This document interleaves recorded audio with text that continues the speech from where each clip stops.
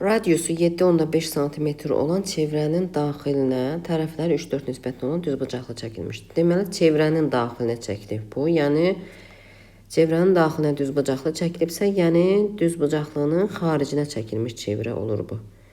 Və biz də bilirik ki, düzbucaqlının xaricinə çəkilmiş çevrənin radiusu onun diaqonalının yarısına bərabərdir. İndi, baxın, bu çevrənin radiusu 7,5-dirsə, deməli, burada 7,5, yəni diametri olacaq 15 sm.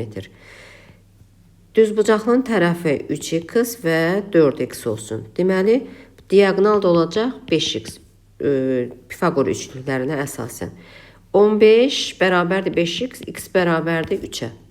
İndi x-i 3 tapdıq. Ona düzbucaqlının tərəfi kiçik tərəfi olacaq 3 vurulsun 3, yəni 9. Böyük tərəfi olacaq 4 vurulsun 3, yəni 12. Bizə perimetrini istəyir.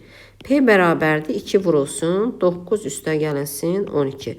Bərabərdir 2 vurulsun 21, bərabərdir 42. Cavab 42 sm.